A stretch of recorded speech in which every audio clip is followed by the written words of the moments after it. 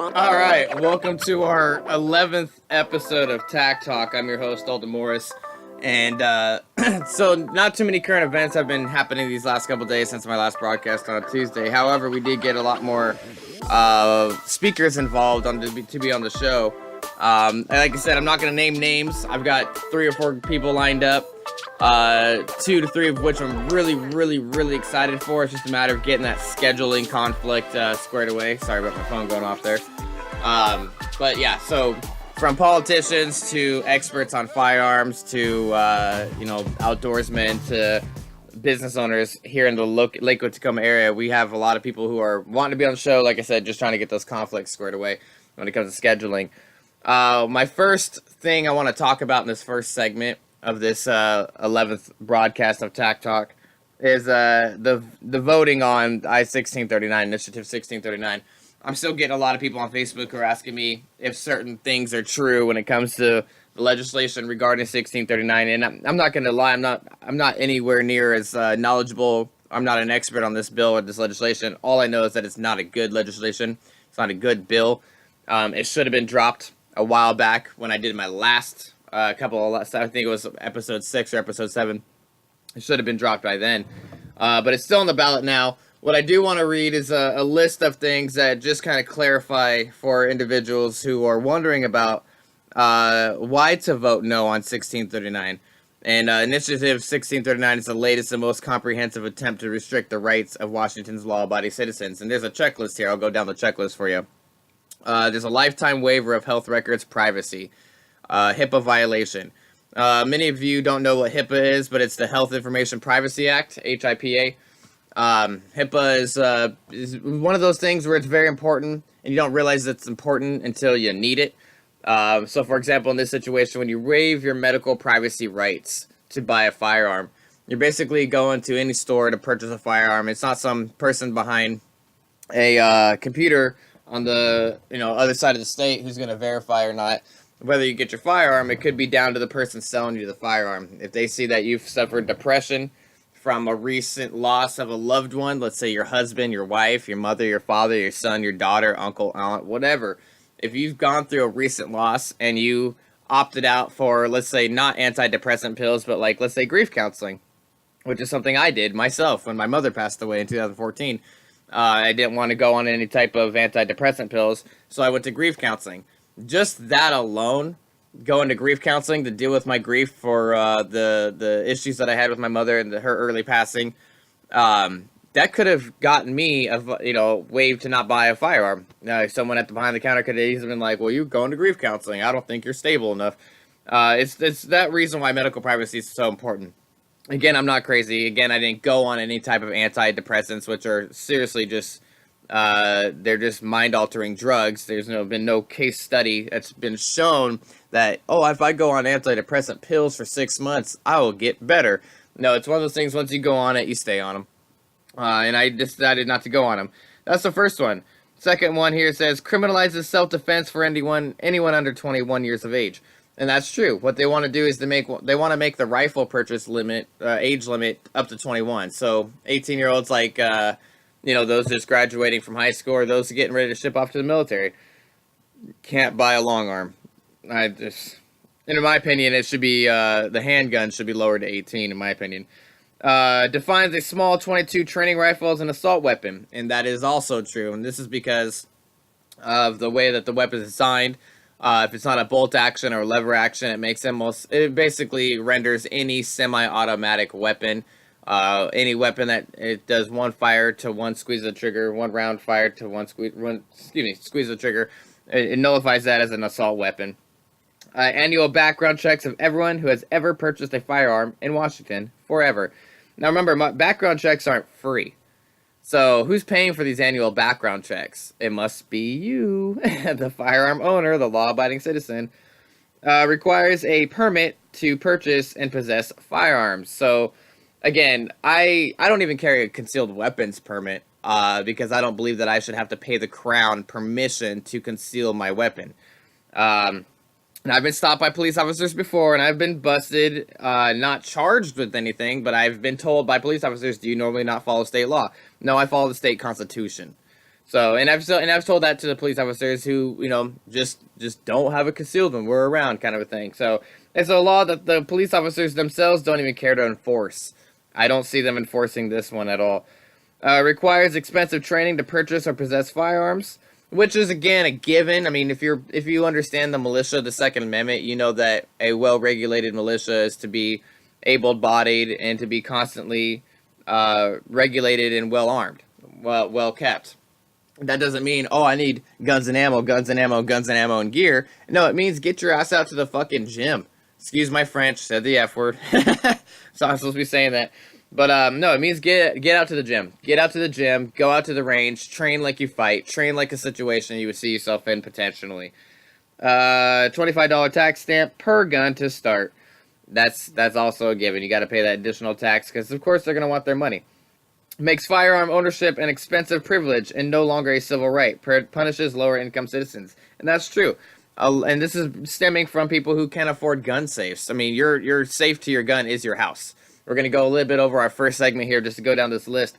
Your gun safe, a lot of people can't afford gun safes. So it does kind of, the extra tax, the extra training, the extra requirements, the extra licensing, the extra money makes it so people who just wanted to be able to defend themselves with the low income are not able to do so.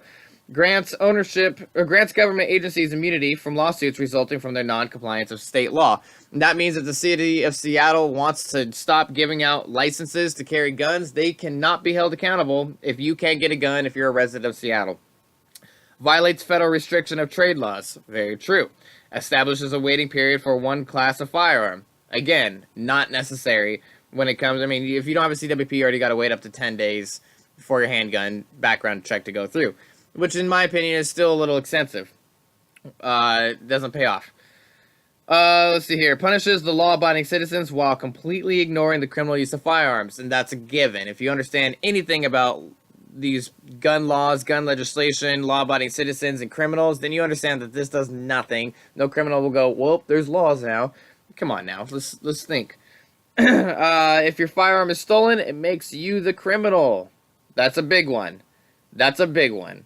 Although I don't see that being held in court properly, the fact that they can make that legislation is BS. And does nothing to enhance security or safety. And that goes right back to the one before last. Yeah, it does. You're right.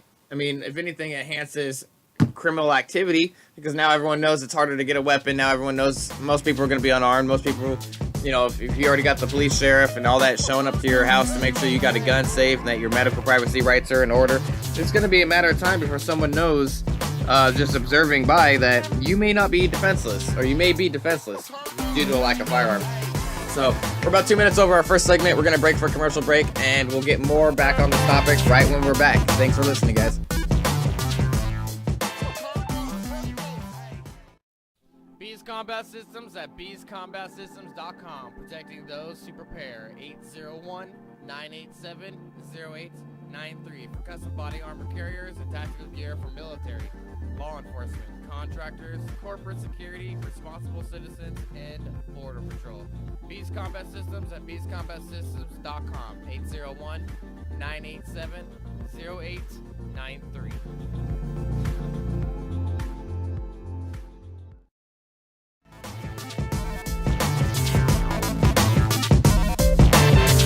Alright, and welcome to our second segment of our 11th episode of TACTALK. I'm your host, Alden Morris.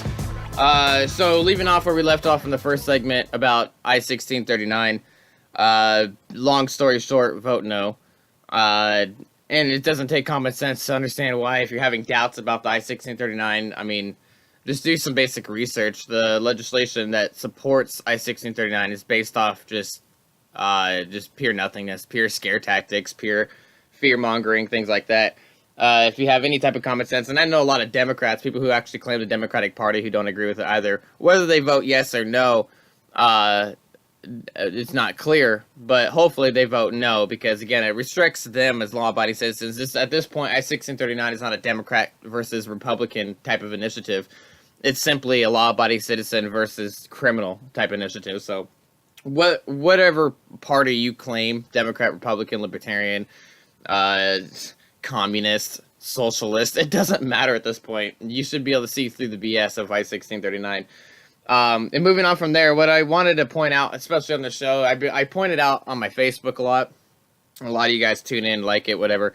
But what I really want to stress is our governor here in Washington State, Jay Inslee, who campaigned on not raising a single tax, who got voted into office by promising he wouldn't levy any more additional tax or fees or whatever you want to call them.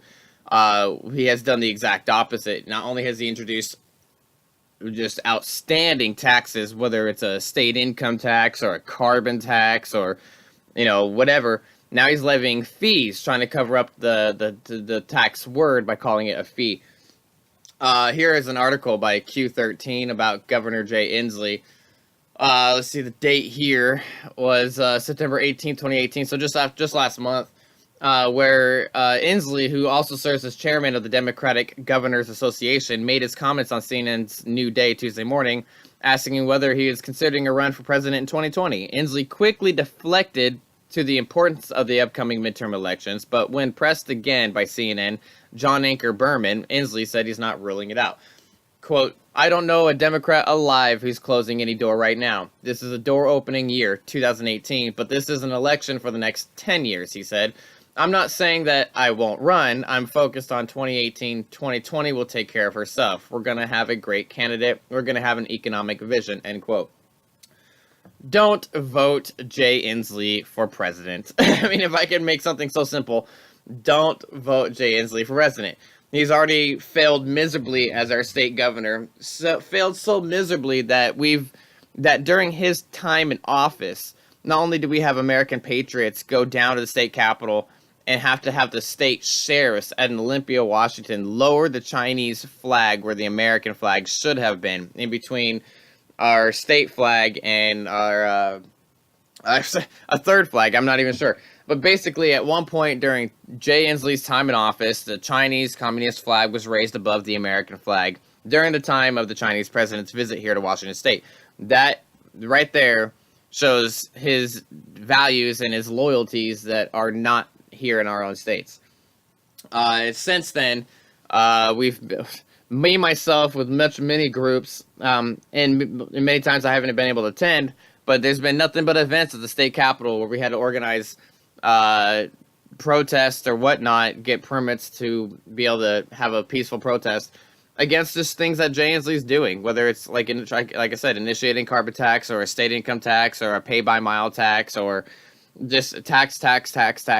And a lot of it has to do lately with firearms. He's very against firearms, him and the state attorney general, Bob Ferguson. Now, keep that in mind, too. Bob Ferguson has the second highest paid job in Washington State when it comes to our politics. I believe he makes about $145,000 a year being the state attorney general, while the state governor makes about $160,000 a year, if I recall. If Jay Inslee goes for a presidential run, and again, this is probably where those taxes are coming from. He's trying to tax, because where do you think his finance funding is going to come from when it comes to his campaign for president? He's going to funnel and launder all of our state taxes to his own personal pocket, so that way he can run for president in 2020. And I'm not wanting to see Trump get a second midterm election or whatever, but fuck it. I mean, excuse my French. Again, FCC is going to be all over me. I can't complain about the state of the economy that we're in right now. He's done a lot better than when a Democrat was in office, so I don't want to see another Democrat in office for quite some time. If there's a better Republican that comes, then so be it. I will vote for that person, but I didn't vote for Trump to begin with. And before the segment ends, because we went over a little bit longer in the first segment, the second segment, I'm going to try to keep it at an even 6 minutes. I do want to congratulate drugs for winning the war on drugs. That's a great meme I saw on Facebook. Canada recently legalized marijuana, which we have done here also in the U.S. Several states have legalized, regardless of federal law. States' rights have legalized marijuana in various states, and we're pushing for a federal legalization of marijuana, which from what I've read and what I've cross-referenced research, that Trump also does support on his own agenda. But the whole country of Canada has legalized marijuana use, so congratulations to marijuana for winning the war on drugs. We're going to be back hopefully Tuesday. If I come back early, I'm not going to make any promises again like last time. I do have, again, like I said, special guests that I'm really excited to get on the show. It's just about those scheduling conflicts. Once I got them for 20 minutes, I get that interview going, and then it'll be online. So whether it's a Saturday, Monday, or Tuesday, Thursday broadcasts are given, and then anything extra, you guys will be well aware of it. So thank you for listening to this episode of TACTALK, episode 11. I'm your host, Alden Morris, and you guys have a good night. We'll see you here soon.